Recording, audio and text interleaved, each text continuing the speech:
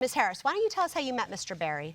He lived in the same complex that I lived in, and started going to church with me. And then from there, he left and went into service. And when he came back, I was in the process because they told us that we need to move things out of the garage. So that's what I was doing. So, Mr. Berry, you meet Ms. Harris, and she kind of is a little bit of a mentor figure. Tell me about it from your perspective. Well, at first, she seemed genuine, so I appreciated everything that she done for me, taking me to church. And so when it came time for her to, yes, I didn't second guess. It was no doubt. I just was kind-heartedly just offered to help. How did you end up in the driver's seat of that U-Haul? Well, she needed someone to drive the U-Haul, and this was basically her operation. So everything that she operated, the U-Haul, she rented the U-Haul, she needed someone to drive, she put it under her name because she didn't put it under mine.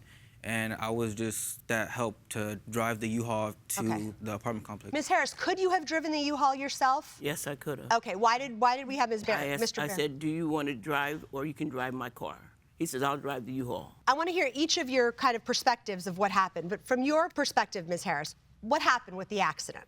Okay, I parked in front of my garage, and I was signaling, after I getting out of the car, I was signaling him to pull behind me. Had you had any discussion beforehand about where you would put the U-Haul?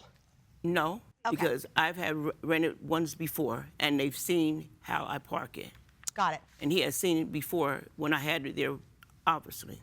Okay, Mr. Berry, so you're driving the U-Haul back, and what happens from your perspective? So my perspective, I'm driving. I had initially parked the U-Haul. She was leading me the way from the U-Haul place. So you're following her home? Yes. Okay.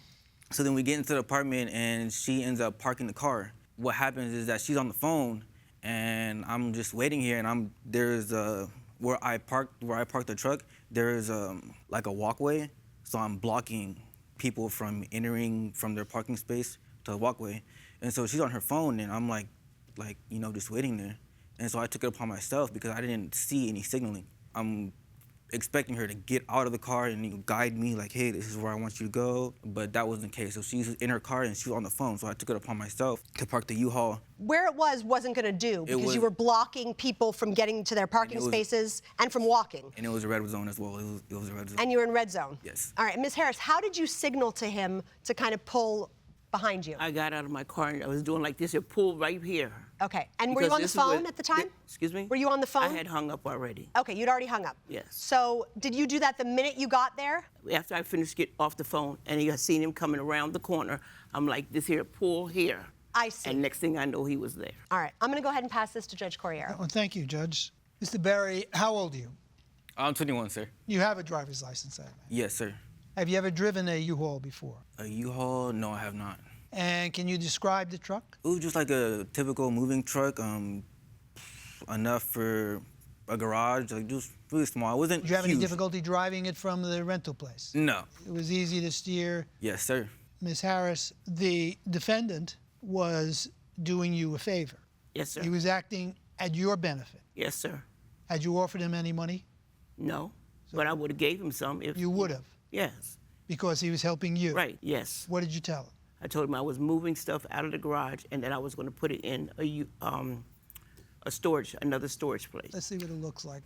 Plaintiff's Exhibit A, page 3. Now, this isn't too clear to me.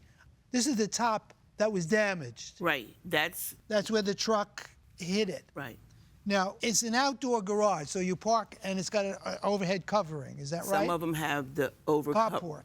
Cover where you can carport put in, but the was garage... there property in the carport area where you would have left a car? You could leave a car there. So you would still have had room. Yes. So when the defendant pulled up behind you, it would have been reasonable for him to believe that, given the scope of the work he was to do for you, that he should pull the U-Haul into the carport.